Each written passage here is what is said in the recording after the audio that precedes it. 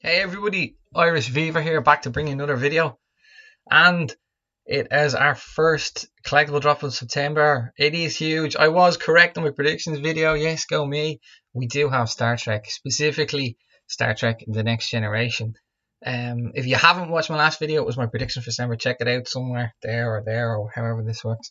I did also predict a Borg cube. I said, wouldn't it be sweet if the ultra rare was a Borg cube? And yes, we're getting a Borg cube. Now it's not the ultra rare; it's just the rare. It's also the common as well. But the one to one ratio is the rare, and I'm so excited about this drop. So let's get into it. We're gonna have a look at the drop details here. If you haven't seen them yet, okay. Space, the final frontier. These are the voyages of the Starship Enterprise. Its continuing mission. Actually, I probably should have done as Patrick Stewart, shouldn't I? Space, the final frontier. These are the voyages of the Starship Enterprise. Its continuing mission to explore strange new worlds, to seek out new life and new civilizations, to boldly go where no one has gone before. For the first time, the USS Enterprise, or Enterprise D, and the infamous Borg collective Starship Borg Cube from Star Trek: The Next Generation will be available on Veve as premium digital collectibles. Engage. Number one. Okay, so we've got a cool video here. We play it, but we mightn't have audio.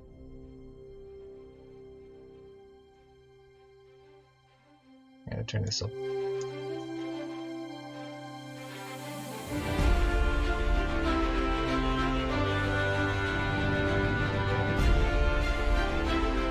It's not the original music. It would have been cool if they were allowed to use that.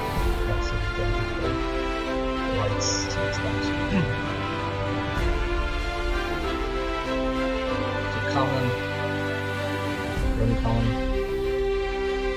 rare, and the ultra rare.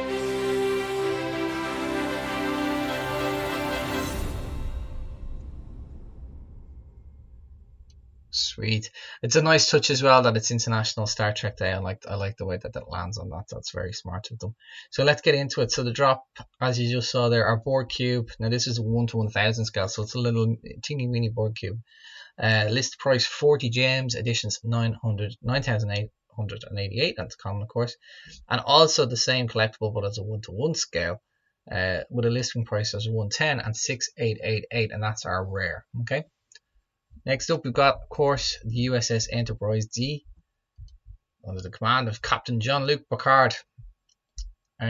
So that is our uncommon at 8888 at 60 gems, and it is our ultra rare 1 to 1 scale 5888, minted at ultra rare. So really excited about this.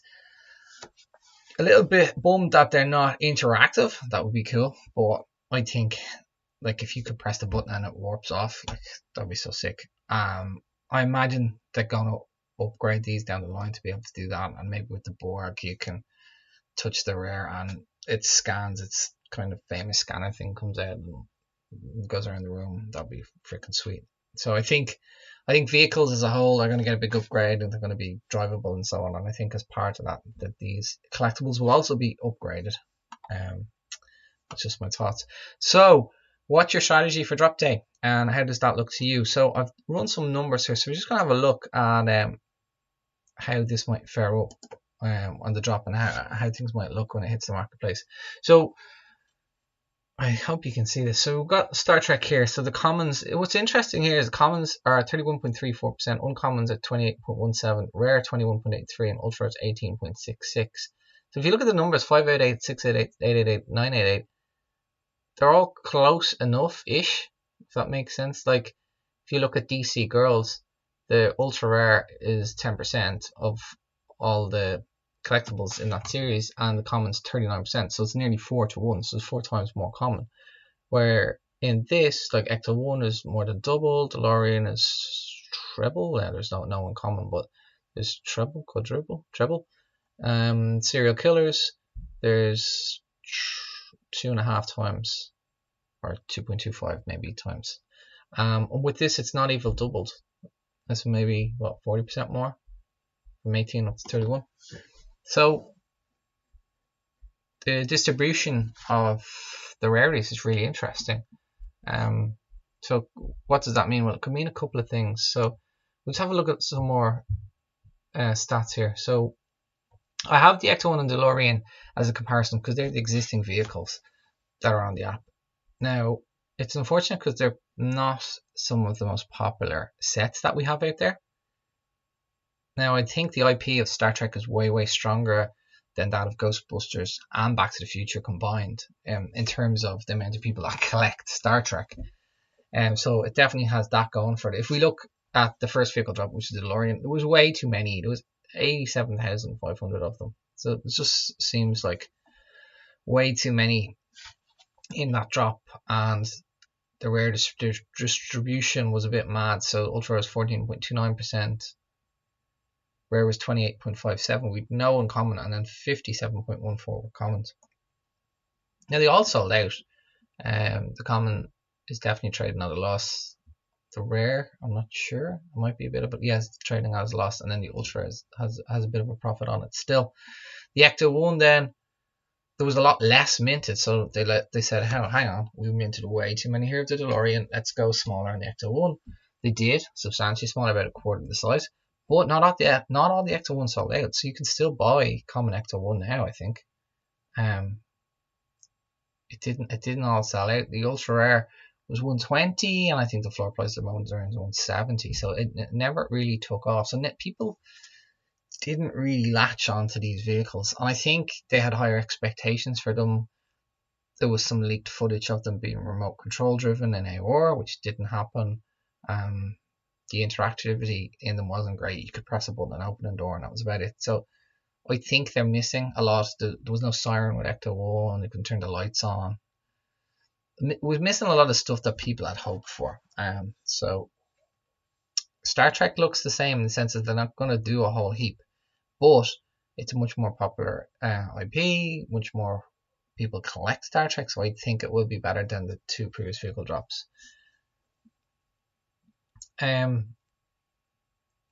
If we look at the distribution of the rarities, there's not a whole heap separating ultra rare and rare. You know, there's 1,000 collectibles different, but 1,000 of 31552, it's a relatively small percent. It's what, less than 3%, or just slightly over 3%. Whereas if you look at DC Cover Girls, like 10% ultra rare, 19% rare, so it's nearly double. So that's Mirror and Supergirl. There's bigger gaps. We have a 10% difference here. We have a 14% difference here in DeLorean. Serial Killers is around the same. So that's kind of interesting. And I have a little prediction. I think the rare might actually go for more than the ultra rare a couple of weeks or months down the line. I think people will want that Borg cube. And when they first posted about Star Trek, and they gave little spoilers, everyone saying, oh, please Borg cube, ultra rare Borg cube. That's what I predicted in my video. That's what people were saying on Twitter. We want a Borg cube. So I can see the rare going for more than the ultra rare. I think it'll be the first time in the app that a rarity floor price is overtaken the rarity level above it, which will be really interesting to see. So I'm definitely going to try and snap up the rare, the Borg cube, and I'm going to go for the ultra rare as well.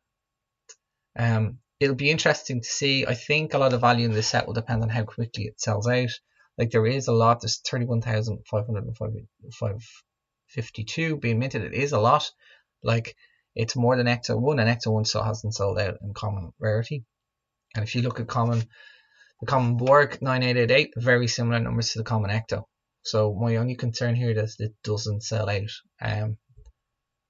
If it does sell out, and if it's way more popular, then I think, as I predicted, the rare and the ultra rare are going to be good money. I think the rare will actually be worth more.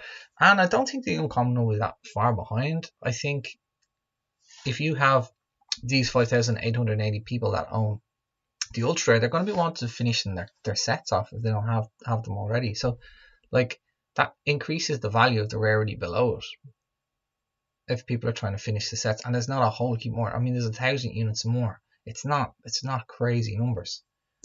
So yeah, look, that's just to run some of the numbers. A little bit boring maybe, but interesting nonetheless. I'm really looking forward to Kay's video. I'd love to see what his thoughts are on this drop, how it will go. I'd love to hear what your thoughts are, what your strategies are going to be.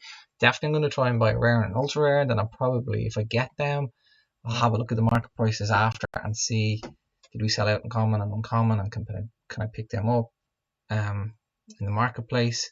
Maybe finish off the set. If I got 2 ultra rare, it'd be sweet. Or 2 rare, I wouldn't mind holding on to a board cube and then having one to maybe flip down the line. So look, that's my strategy. That's it for me.